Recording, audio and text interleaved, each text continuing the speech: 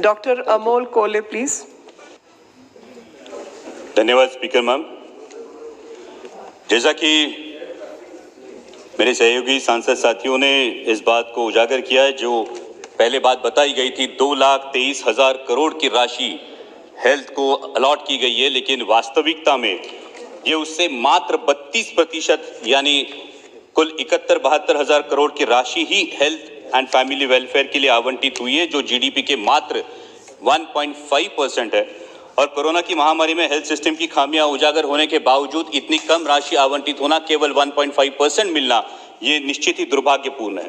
देश में 22 एम्स के निर्माण की जो घोषणा हुई है, उसके लिए मैं सरकार का अभिनंदन करता हूं, लेकिन उसी के साथ सरकारी अस्पतालों के निर्माण में ज्योग्राफिकल डिस्ट्रीब्यूशन के साथ साथ पॉपुलेशन डेंसिटी का निकष भी विचार में लेना चाहिए और जनसंख्या के प्रमाण अनुसार सरकारी अस्पताल बनवानी चाहिए। स्पीकर मैम, हमारे देश में हर साल सड़क दुर्घटना में 1.5 लाख लोगों की मौत होती है और 4.5 लाख लोग अपाहिज हो जाते हैं, और जिसमें अधिक संख्या में युवा तथा मध्यम वयीन लोग होते हैं। और हर रोड एक्सीडेंट में सबसे अहम होता है ट्रीटमेंट इन गोल्डन आवर। इसलिए मैं मंत्री जी से गुजारिश करूंगा कि देश के हर हाईवे पे हर 50 किलोमीटर की दूरी पे एक अत्याधुनिक ट्रॉमा केयर सेंटर बनाया जाए, जिससे कई जानें बच सकती है। स्पीकर मैम, ऐसे देखा जाए तो हमारे देश में अधिकतर टर्शियरी केयर सेंटर्स ये शहरी इलाकों में हैं, वहां पे केंद्रित हुए हैं। हमें ग्रामीण तथा निम्न शहरी इलाकों में टर्शियरी केयर सेंटर्स बनाने के लिए प्राथमिकता देनी चाहिए। आदरणीय मंत्री जी से मैं अनुरोध करूंगा कि मेरे चुनाव क्षेत्र में शिरूर लोकसभा मतदार संघ में हम प्राइवेट पब्लिक पार्टनरशिप और सीएसआर की सहायता से एक इंद्रायणी मेडिसिटी नामक प्रोजेक्ट की पहल कर रहे हैं, जिसमें 9 सुपर स्पेशलिटी अस्पताल और अत्याधुनिक डायग्नोस्टिक सेंटर्स है, जो निम्न शहरी इलाके में है। अगर मंत्री जी इस प्रोजेक्ट के लिए विशेष सहायता दे तो ग्रामीण नागरिकों के लिए अत्याधुनिक स्वास्थ्य सुविधा वाजिब दरों पे उपलब्ध करा दी जा सकती है और इसे देश के अन्य भागों में दोहराया जा सकता है। स्पीकर मैम, कोरोना की महामारी में जिन कोविड योद्धाओं ने काम किया, उनके प्रति हम सभी कृतज्ञ हैं, और इन कोविड योद्धाओं में सबसे फोरफ्रंट पर रही हमारी आशा वर्कर्स। हाल ही में सरकार ने आशा वर्कर्स के मानधन को दुगना किया, ये अच्छी बात है, लेकिन जिन आशा वर्कर्स ने अपनी जान जोखिम में डालकर देश की सेवा की, क्या उनके लिए महज 2,000 रुपए का मानधन काफी है?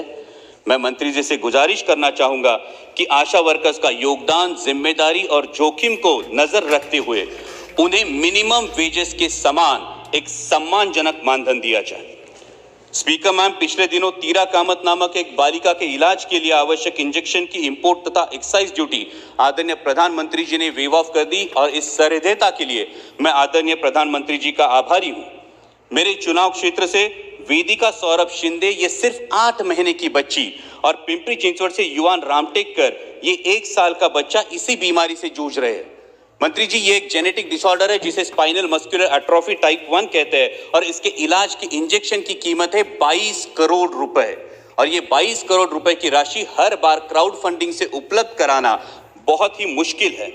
मेरा आपसे अनुरोध है कि इन महंगे इलाजों के लिए बजट में विशेष प्रावधान हो और औषध निर्माण कंपनियों से चर्चा कर पेशेंट असिस्टेड प्रोग्राम के तहत ऐसे इंजेक्शंस जरूरतमंदों के लिए उपलब्ध कराए दिए जाए।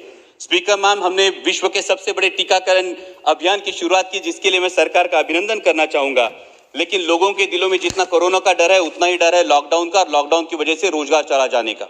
इसलिए ऐसे राज्य जैसा महाराष्ट्र, जहां पे कोरोना की दूसरी वेव दस्तक दे रही है, वहां 18 साल से ऊपर आयु वाले व्यक्ति को जो वर्किंग फोर्स हो, उन्हें वैक्सीन ऑन डिमांड मुहैया कराई जाए, ताकि दोबारा अर्थव्यवस्था आहत ना हो। और उसी के साथ वैक्सीनेशन सेंटर्स के लिए जो कंडीशन है 100 बेडेड हॉस्पिटल्स की, ग्रामीण इलाकों में 100 बेडेड हॉस्पिटल्स अवेलेबल नहीं है, इसलिए जो 50 बेडेड डीएचसी तथा डीसीएचसी है, वहां वैक्सीनेशन सेंटर्स को मंजूरी दी जाए, ताकि वैक्सीनेशन का प्रमाण और दायरा बढ़े। मौजूदा निकोशों के अनुसार स्पीकर मैम, महाराष्ट्र को अभी 3 करोड़ 54 लाख वैक्सीन डोसेस की आवश्यकता है, लेकिन अभी तक सिर्फ 65,49,000 ही डोज सप्लाई हुए हैं।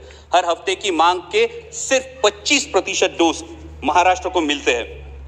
हम बाकी देशों को वैक्सीन भेज रहे हैं, वाहवाही बटोर रहे हैं, दूसरों की सहायता करना निश्चित ही अच्छी बात है, लेकिन हमारे छत्रपति शिवाजी महाराज ने हमें सिखाया है, ज्याचा बाले किल्ला मजबूत त्याचा गड सुरक्षित, आणि ज्याचा गड सुरक्षित त्याचाच मुलुक सुरक्षित। इसलिए मेरी मांग है कि महाराष्ट्र की जो 20 लाख डोसेस हर हफ्ते की मांग है, उसकी आपूर्ति की जाए। अध्यक्ष महोदय, सिर्फ 2 एक महत्वपूर्ण मुद्दा है जिसके लिए मैं सदन का ध्यान आकर्षित करना चाहूंगा, और वो है हेल्थ एंड एजुकेशन सेस जो 4% वसूला जाता है। और मंत्री जी से अनुरोध करूंगा कि वो इस अपने भाषण में इसका ब्यौरा जरूर दे कि इस 4% हेल्थ एंड एजुकेशन सेस का जो विनियोग है वो किस प्रकार स्वास्थ्य संबंधी मामलों पर किया जाता है, ताकि देशवासियों को भी पता चले। और अंत में मैम, कि कोरोना की महामारी ने हमें ये बात तो दिखा दी है कि अपनी हेल्थ सिस्टम में आमूलाग्र बदलाव की जरूरत है, जैसे हेल्थ इंफ्रास्ट्रक्चर हो, पॉलिसी मेकिंग या इंप्लीमेंटेशन हो। इसलिए IAS IPS के अनुसार IHS इंडियन हेल्थ सर्विसेज का निर्माण किया जाए, और इंडियन हेल्थ सर्विसेज का मैम अगर निर्माण किया गया तो उस विषय की विशेष जानकारी रखने वाले डेडिकेटेड वर्कफोर्स के हाथ देश के स्वास्थ्य की बागडोर सौंपी जाएगी, और तभी आत्मनिर्भर भारत की हेल्थ सिस्टम भी आत्मनिर्भर बनेगी। धन्यवाद।